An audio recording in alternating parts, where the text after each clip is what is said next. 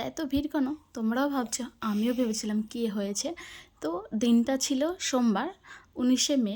তো সকালে আমি রেডি শেডি হয়ে ইউনিভার্সিটিতে যাচ্ছি, তো আমাদের ইন্টার্নশিপ চলছে, তো সেই জন্য 12টার মধ্যে আমি চলে আসি।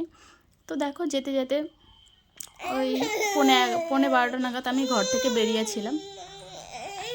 আমাদের বাড়ি থেকে ইউনিভার্সিটি যেতে ওই 10 মিনিট মতো লাগে, মানে হেঁটে যেতে হয় একটু, তারপরে হচ্ছে টোটোতে, তারপরে আবার 2 নম্বর গেটে নেমে তারপরে আবার এই যে হেঁটে হেঁটে যাচ্ছি। আমাদের ক্যাম্পাসটা কিন্তু খুবই সুন্দর, যে দেখেছে তো বলবে ইউনিভার্সিটি মানে নর্থ বেঙ্গল ইউনিভার্সিটি। তো আমাদের আজকে বাইন্ডিংয়ের কাজ চলছে, দেখো আমরা সবাই এখানে কাজ করছি।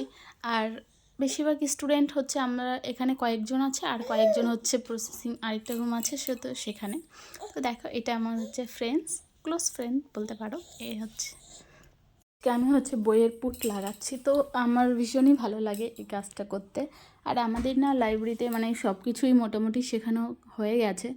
বই কীভাবে বাইন্ডিং করতে হয়, কীভাবে স্টিচ করতে হয়, কভার লাগাতে হয়, তারপরে বারকোড লাগাতে হয়। দেখো রাস্তা এত ভিড়, আমি এসে তো অবাক যে কেন এত ভিড়। তো তারপর জানতে পারলাম মমতা বন্দ্যোপাধ্যায় আসে। তো দেখো